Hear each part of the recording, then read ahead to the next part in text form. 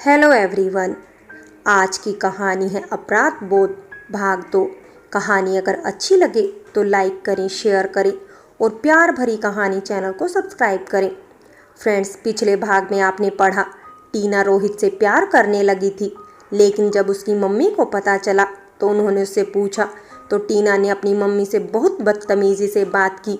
टीना की मम्मी इस बात से परेशान रहने लग गई थी तो उन्होंने अपनी सास से बात की और उनकी सास उनके पास आकर रहने लगी और धीरे धीरे उन्होंने टीना को समझाया और टीना का इस बात पर असर भी हुआ और अपनी पढ़ाई मन लगाकर कर रही थी, जिसकी वजह से टीना रोहित को समय कम ही दे पा रही थी और रोहित टीना को बिल्कुल भी नहीं गंवाना चाहता था। उसके जैसी बुद्धिमान व सुंदर गर्लफ्रेंड होने के कारण ही तो वह इतने दिनों से दोस्तों में अपना रौब जमाए हुए था। अब वही दोस्त उसे चिढ़ाने लगे थे। अब वह किसी भी हालत में टीना को पाना चाहता था। उसने हमेशा की तरह रोज मिलने के लिए मनाने की काफ़ी कोशिश की, पर अब टीना अपनी क्लास मिस नहीं करना चाहती थी। पर हमारा सलमान भी इतनी जल्दी हार कैसे मान लेता भला। उसने उस पर इमोशनल प्रेशर डालने के लिए एक नया तरीका आजमाया। रोहित के प्यार में पूरी तरह डूबी टीना उसकी बातों में आ गई और एक दिन शाम को घर आने के बाद उसने सीता देवी से बात करते हुए एक विस्फोट किया। दादी, मैं रोहित से जल्द शादी करना चाहती हूँ। क्या? सीता देवी की सांस जैसे गले में अटक गई, पर फिर अपने आप को संयत करते हुए उन्होंने पूछा, बेटा, पर ऐसा अचानक क्या हुआ? अभी तक तो तू पढ़ाई के बारे में सोच रही थी और अब अचानक शादी। वो दादी, दरअसल बात यह है कि रोहित के घर वाले उसके लिए लड़की ढूंढ रहे हैं। वह कह रहा था अगर मैंने जल्दी शादी न की तो उसके माँ बाप जबरदस्ती उसकी शादी किसी और से करा देंगे और मैं उसके बिना नहीं जी सकती दादी। कहते हुए टीना रोने लगी। बेटी की बातें सुन घर में आती मधु जी तो चक्कर खाकर गिरते गिरते बची। उनको संभालते हुए टीना बोली, आई एम सॉरी माँ, पर मैं सच में रोहित को खोना नहीं चाहती। और फिर दादी की तरफ मुखातिब होते हुए उसने कहा, आपने कहा था ना दादी कि आप हमेशा मेरे साथ रहेंगी, तो आप प्लीज़ पापा से बात कीजिए ना। और हाँ, मेरी पढ़ाई की चिंता भी मत कीजिए। रोहित ने कहा है कि शादी के बाद भी मैं अपनी पढ़ाई जारी रख सकती हूँ।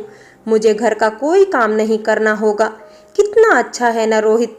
टीना के भोलेपन पर तरस खाए या उस पर गुस्सा करे, यह उसकी माँ और दादी दोनों के समझ में नहीं आ रहा था।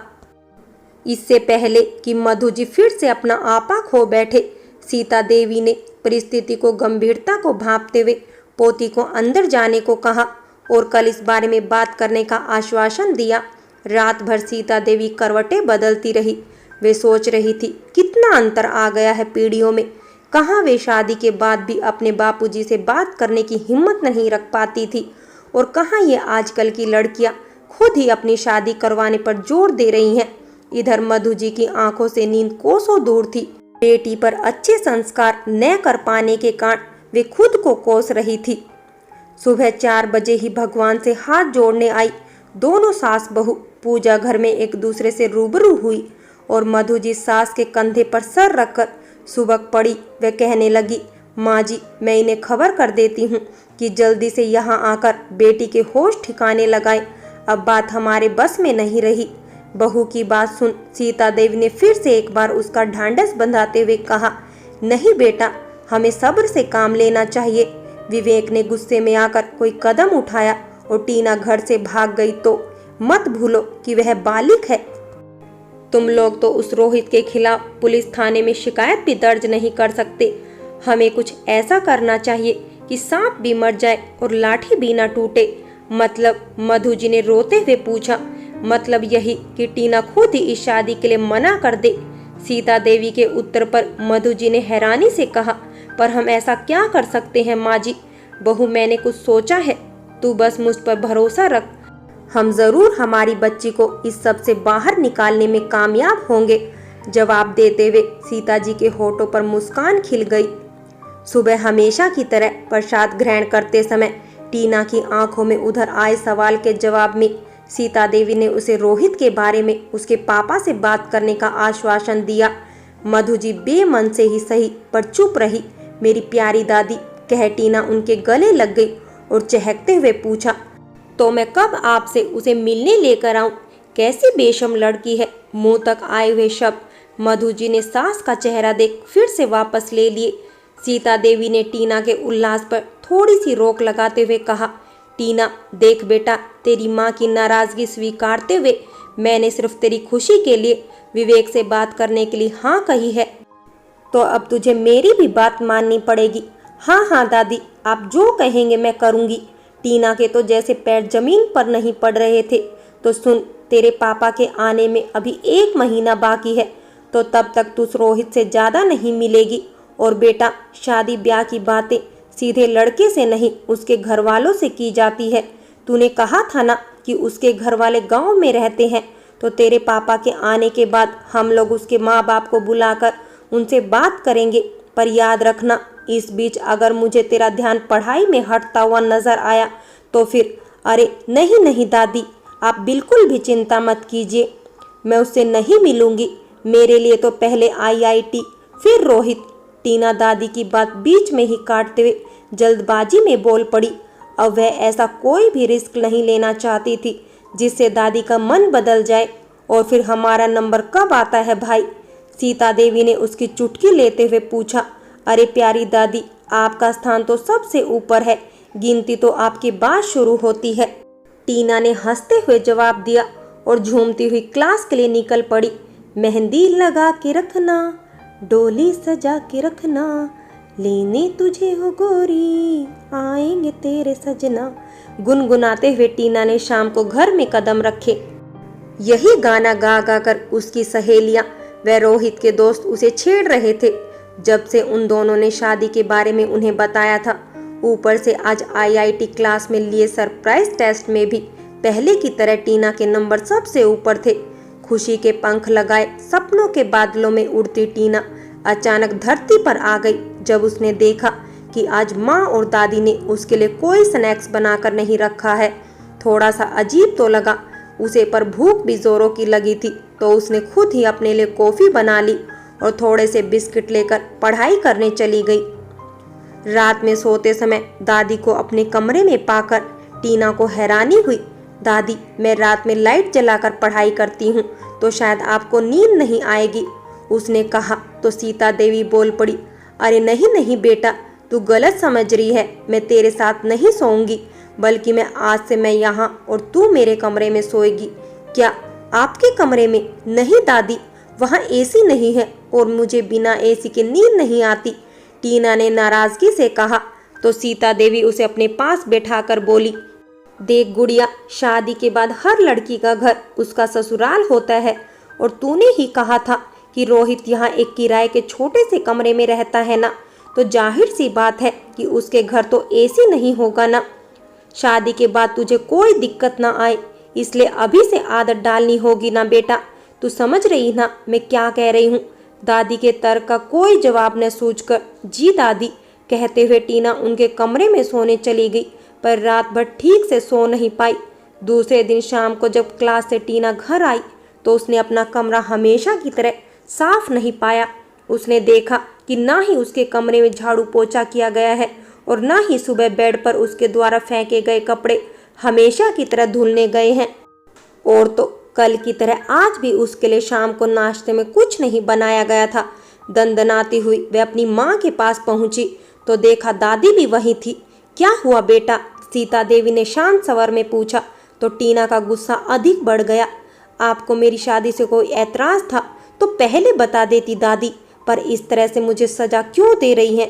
पूछते हुए उसकी आंखों में आंसू आ गए। ना ना लाडो, भला मैं अपनी बच्ची को सजा क्यों दूंगी? सीता देवी ने उसके गालों पर हाथ फेरते हुए कहा। तो फिर मेरे कमरे में सफाई ना करवाना, मेरे कपड़े ना धोना, मेरे लिए चाय तक ना बनाना, यह सब क्या है? टीना ने रोते हुए पूछा। तो सीता देवी हंस कर बोली, याद नहीं टीना, कल मैंने तुझे क्या कहा था? अब अपने काम तुझे अपने हाथ से करने की आदत डालनी होगी बेटा। माना कि रोहित ने कहा है तुम्हें खाना नहीं बनाना होगा, पर बाकी के सारे काम तो है ही ना। अगर हम ये सब तुझे नहीं सिखाएंगे तो कौन सिखाएगा? समझा करो गुड़िया रानी, वहाँ तेरा काम करने के लिए तेरी माँ नहीं होगी। माना कि थोड़ी मुश्किल होगी तुम्हें शुरुआत में, पर तुम तो समझदार हो और रोहित का प्यार भी तो है साथ में। धीरे धीरे सब सीख जाओगी, कहकर सीता देवी मधु जी को लेकर वहां से चली गई। दूसरे दिन से खाना तो मधु जी बना देती थी, पर टीना को सुबह शाम अपने लिए चाय नाश्ता खुद ही बनाना पड़ता। अपने कमरे की सफाई, खुद के लिए कपड़े धोना, उन्हें तय कर रखना, अपना बाथरूम धोना आदि काम उसे ही करने पड़ते। हफ्ते में 3 बार सीता देवी ने उससे सब्जी लाने वैसे चुनकर फ्रिज में रखने का काम भी करवाया। हद तो तब हो गई जब एक दिन उन्होंने मेड के ना आने पर उससे बर्तन भी धुलवाए और मधु जी को उसकी मदद करने के लिए सख्त मना कर दिया। शादी के बाद आदत डालनी पड़ेगी। बस इस एक ही वाक्य के आगे टीना अपनी कोई दलील नहीं रख पाती थी, क्योंकि दादी सच कह रही है। इसका एहसास तो उसे भी हो चला था। क्लास, पढ़ाई और घर के कामों से 8 दिन में ही टीना बेजार हो गई। उसकी हिम्मत अब जवाब देने लगी थी। सीता देवी ने देखा कि लोहा पूरी तरह से गर्म हो चुका है और फिर उन्होंने अपना आखिरी वार किया। रोहित हड़बड़ी में अपने छोटे से कमरे को व्यवस्थित करने हेतु सामान को इधर उधर रखे जा रहा था। जब से टीना ने उसे कहा था कि आज टीना की दादी उससे मिलने उसके घर आ रही है, तब से तो मानो जैसे रोहित के होश ही उड़ गए थे। हैरान तो वो तब भी था जब टीना ने अपने घर से शादी को मंजूरी मिलने वाली बात कही थी और उसे 1 महीने बाद पापा से बात करने को कहा था। शादी तो रोहित को बस इसलिए करनी थी ताकि टीना हमेशा के लिए उसके पास रहे और दोस्तों में उसकी इज्जत कामयाब रहे। उसे पक्का यकीन था कि टीना के घर वालों की रजामंदी कभी नहीं मिलेगी और वो टीना को भगा कर ले जाएगा। उसने तो दोस्तों के साथ मिलकर प्लानिंग भी कर रखी थी। इस सब में उसे एक एडवेंचर नजर आ रहा था, पर यहाँ तो पासे उल्टे ही पड़ गए थे। अब इस दादी से कैसे निपटा जाए, इसी विचारों में खोया था रोहित कि तभी टीना की दादी टीना के साथ अंदर आई। हेलो, नहीं मेरा मतलब पाएं लागू, नमस्कार आंटी। नहीं दादी जी। रोहित को इस तरह बौखलाया देख टीना की तो हंसी छूट गई, पर सीता देवी ने उसे सहज करते हुए सामने रखा पानी का ग्लास उसके आगे किया। पूरा पानी पीने के बाद भी रोहित की जबान सूख रही थी।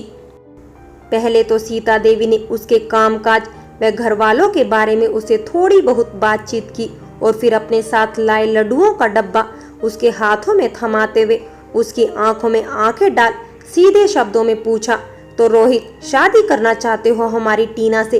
दादी द्वारा अचानक इतने स्पष्ट रूप से पूछे जाने पर रोहित की तो सिट्टी पिट्टी गुम हो गई थी और उसने लड़खड़ाती हुई जबान में कहा, नहीं मैं तो बस नहीं।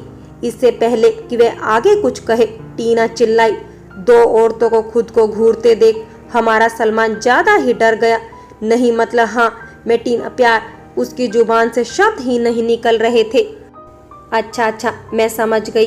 सीता देवी ने अपनी हंसी मन में दबाते हुए बात शुरू की, तो रोहित हमें शादी से कोई आपत्ति नहीं।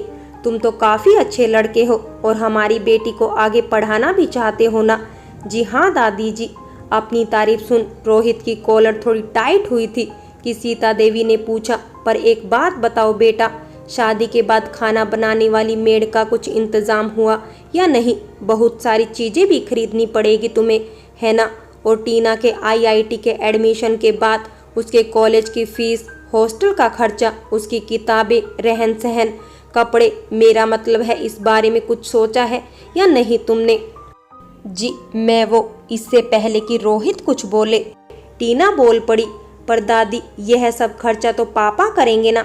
सीता देवी ने अचरज से उसकी ओर देखा और कहा, अरे बिटिया, शादी के बाद तो पत्नी की सारी जिम्मेदारी पति की होती है और मान ले तेरे पापा पैसे दे भी दे तो रोहित के स्वाभिमान को ठेस नहीं पहुंचेगी।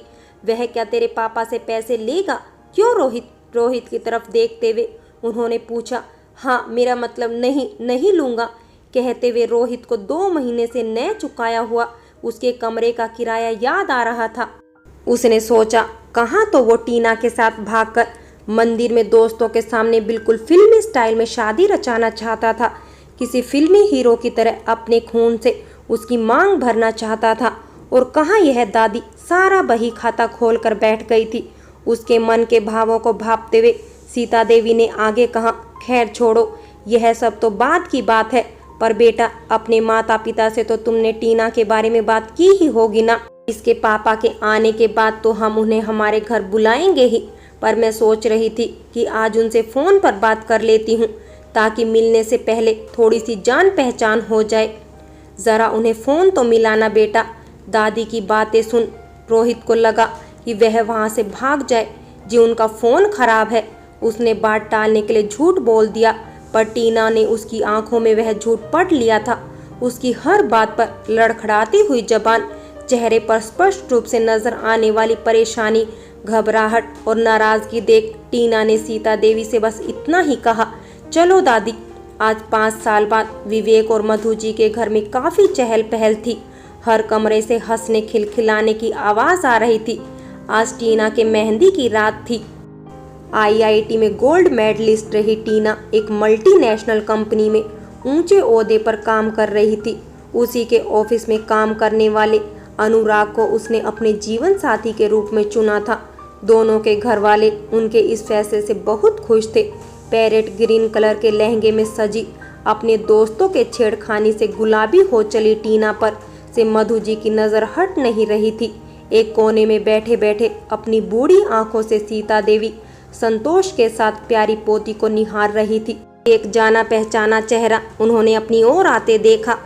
पाए लागू दादी जी, कहते हुए रोहित अपनी बीवी के साथ दादी जी के चरणों में झुक गया।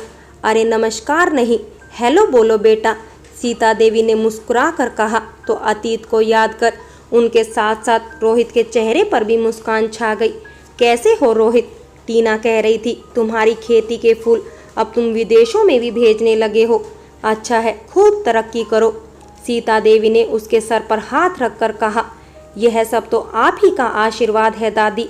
उस समय अगर आप टीना के साथ साथ मुझे भी यथार्थ के धरातल पर नहीं लाती तो शायद मैं कभी गांव वापस जाकर अपने बापूजी का खेती में हाथ नहीं बटाता और ना ही अपनी छूटी हुई पढ़ाई पूरी तरह एग्रीकल्चर में मास्टर की डिग्री हासिल करता।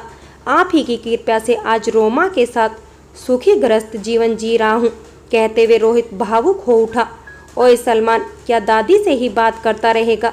ये यहाँ आकर हमसे भी मिलेगा? टीना ने आवाज़ लगाई तो रोहित का सहारा लिए सीता देवी भी उसकी ओर चल दी। इतने में किसी ढोलक पर थाप लगी और गाना सुनाई दिया, मेहंदी लगा के रखना, डोली सजा के रखना। सीता देवी ने टीना की ओर देखते हुए कहा, मेहंदी भी लगा के रखना, डोली भी सजा के रखना। और फिर रोहित का कान खींचकर कहा, पर सजना जी लेने आए, पहले उन्हें परखना। रोहित ने हाथ जोड़े हंसते हुए गाया, दादी अब और कुछ न कहना, अब और कुछ न करना, और सही समय पर ही बेटी को विदा करना। मधु जी ने टीना के गले में हाथ डाले गाना पूरा किया तो सबकी आंखें खुशी से झलक गई। फ्रेंड्स, मैं आप सबसे कुछ कहना चाहती हूँ कि उम्र के नाजुक पड़ाव पर अगर आपके बच्चे के कदम बहक जाए तो उस पर सख्ती बरतने के बजाय उस परिस्थिति को कुशलता के साथ संभालिए। ज़रूरी नहीं कि हर घर में सीता देवी जैसी अनुभव बुजुर्ग व्यक्ति हो, इसलिए हमें ही अपने टीनेजर बच्चों के साथ दोस्ताना संबंध रखने चाहिए ताकि हमारे बच्चे हमसे अपने मन की बात साझा कर सके और जल्दबाजी में कोई गलत कदम ना उठाए। फ्रेंड्स, कहानी अगर अच्छी लगी हो तो लाइक करें, शेयर करें और प्यार भरी कहानी चैनल को सब्सक्राइब करें।